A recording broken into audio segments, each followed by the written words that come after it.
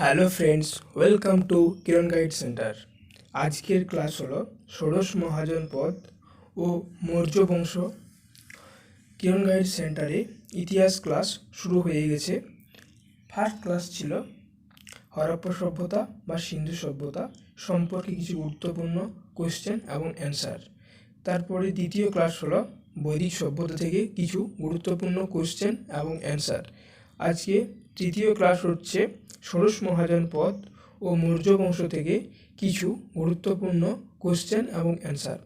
তো আমরা সেই গুরুত্বপূর্ণ কোয়েশ্চেন এবং অ্যান্সারগুলি দেখে নেওয়ার আগে কিরণ গাইড সেন্টারটিকে যদি সাবস্ক্রাইব না করে থাকেন এখনই সাবস্ক্রাইব করে দিন এবং বেল আইকনটি ক্লিক করে দিন, যাতে কম্পিটিটিভ এক্সাম সংক্রান্ত নিত্য নতুন ভিডিও আপলোড করার সাথে সাথে আপনার কাছে নোটিফিকেশন চলে যাবে। তো চলুন দেখে নেওয়া যাক ষোড়শ মহাজন পদ ও মৌর্য বংশ থেকে সেই গুরুত্বপূর্ণ কিছু কোশ্চেনগুলি। তো এখানে স্ক্রিনে আপনারা দেখতে পাচ্ছেন কোশ্চেন নাম্বার 1, কোন বৌদ্ধ গ্রন্থ থেকে ষোড়শ মহাজন পদের কথা জানা যায়? অঙ্গুত্তর নিকয়। কোশ্চেন নাম্বার 2, কোন জৈন গ্রন্থ থেকে ষোড়শ মহাজন পদের কথা জানা যায়? ভগবতী সূত্র। ষোড়শ মহাজন পদের মধ্যে কতগুলি রায়তন্ত্র শাসিত ছিল? 14টি। কোশ্চেন নাম্বার 4, কোন মহাজন পদগুলির প্রজাতন্ত্র ছিল? ব্রিজি ও মল্ল। কতগুলি উপজাতি মিলিত হয়ে ব্রিজি প্রজাতন্ত্র গড়ে তোলে? 8টি। ব্রিজি প্রজাতন্ত্রের সবচেয়ে প্রভাবশালী ছিল কোন উপজাতি? লিচ্ছবি উপজাতি। রাজগৃহের অপর নাম কী ছিল? রাজগৃহের অপর নাম ছিল গিরিব্রজ। অঙ্গ মহাজন পদের সমৃদ্ধির কারণ কী ছিল? বাণিজ্য। বিম্বিসার মগধের কোন বংশের রাজা ছিলেন? বিম্বিসার মগধের হর্ষঙ্ক বংশের রাজা ছিলেন। বিম্বিসার কোন কোন রাজকন্যাকে বিবাহ করেন?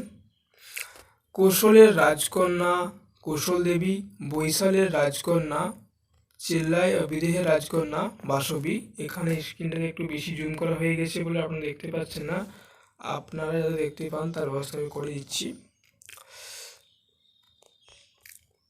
এই যে এখন দেখা যাচ্ছে কোশলের রাজকন্যা কোশল দেবী, বৈশালীর রাজকন্যা চেলনা, বিদেহের রাজকন্যা বাসবী, মদ্রয়ের রাজকন্যা ক্ষমা।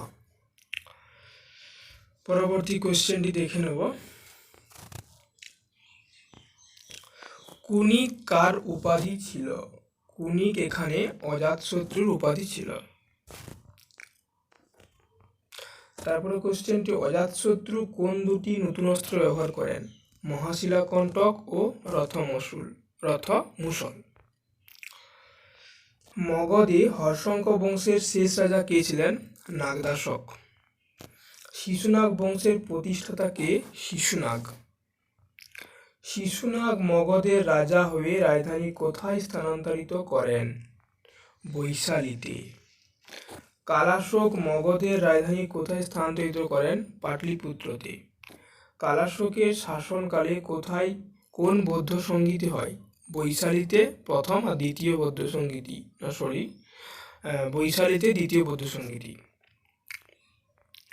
নন্দবংশের প্রতিষ্ঠাতা কে ছিলেন? নন্দবংশের প্রতিষ্ঠাতা ছিলেন মহাপদ্ম নন্দ। কাকে ভারতের প্রথম ঐতিহাসিক সম্রাট বলা হয়ে থাকে? মহাপদ্ম নন্দকে। পরবর্তী কোশ্চেনটি দেখে নেব।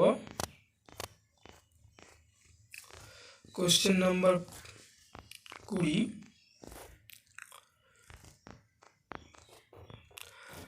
নবনন্দ কাদের বলা হতো? মহাপদ্ম নন্দ ও তার 8 পুত্রকে। নন্দবংশের শেষ রাজা কে? ধননন্দ। আলেকজান্ডারের ভারত আক্রমণ করে মগধের সিংহাসনে কে ছিলেন? ধননন্দ। এই 22টি কোশ্চেন ছিল ষোড়শ মহাজন পদ থেকে। এখন মৌর্য বংশ থেকে কোশ্চেনগুলি দেখে নেব। প্রথমেই আসি, মৌর্য বংশের প্রতিষ্ঠাতা কি? মৌর্য বংশের প্রতিষ্ঠাতা চন্দ্রগুপ্ত মৌর্য। চন্দ্রগুপ্ত মৌর্য কার সাহায্যে সিংহাসনে বসেন? চাণক্য বা কৌটিল্য। কাকে ভারতের প্রথম ঐতিহাসিক সম্রাট বলা হয়? চন্দ্রগুপ্ত মৌর্যকে।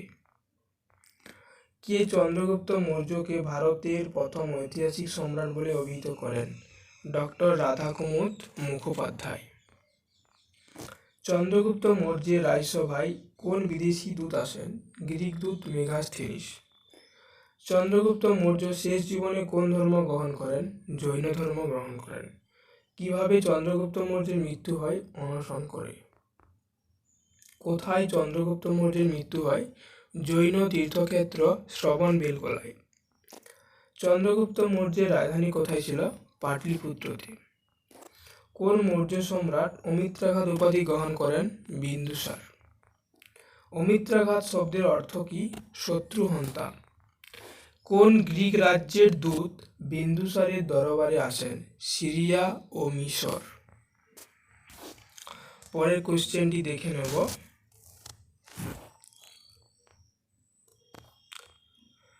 বিন্দুসারের রাজসভায় আগত বিদেশি দূতদের নাম কি?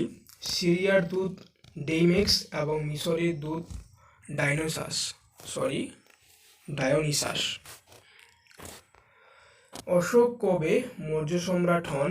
273 খ্রিস্টপূর্বাব্দে। অশোকের অভিষেক কবে হয়েছিল? 269 খ্রিস্টপূর্বাব্দে।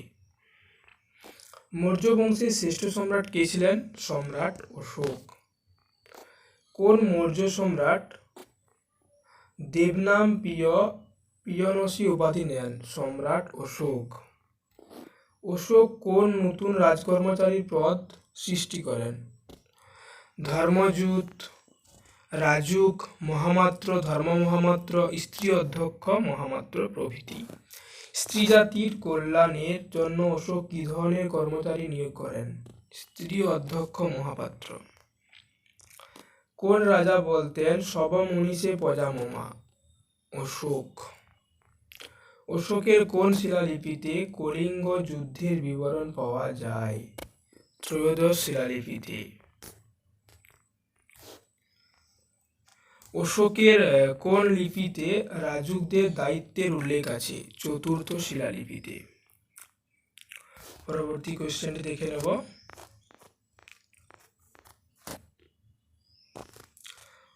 অশোকের কোন লিপিতে ধর্ম মহামাত্রদের কাজের তালিকা আছে?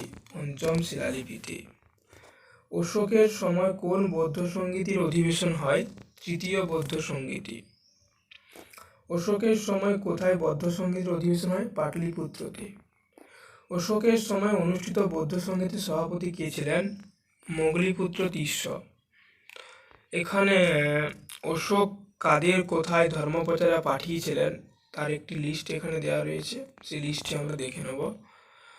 প্রচারকের নাম, স্থান, আর দেশের মধ্যে, দেশের বাইরে। দেশের মধ্যে মধ্যান্তিক একে পাঠিয়েছিলেন কাশ্মীর গান্ধারে, মজ্জিম একে পাঠিয়েছিল হিমালয় অঞ্চল আর নেপালে, মহাদেবকে পাঠানো হয়েছিল মহিষমণ্ডল বা মহীশূরে, ধর্মরক্ষিতে পাঠানো হয়েছিল সীমান্তবর্তী রাজ্যতে, মহাধর্মরক্ষিতকে পাঠানো হয়েছিল মহারাষ্ট্রে।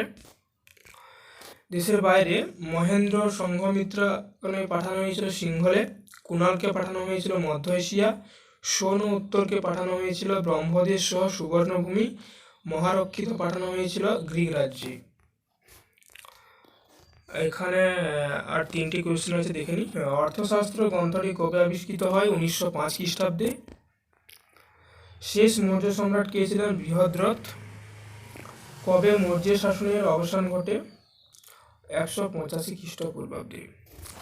তো এই যে কোশ্চেনগুলি ছিল ষোড়শ মহাজনপদ ও মৌর্য বংশ থেকে, খুব গুরুত্বপূর্ণ কোশ্চেন। ভিডিওটি ভালো লাগলে অবশ্যই লাইক, শেয়ার এবং কমেন্ট করতে ভুলবেন না।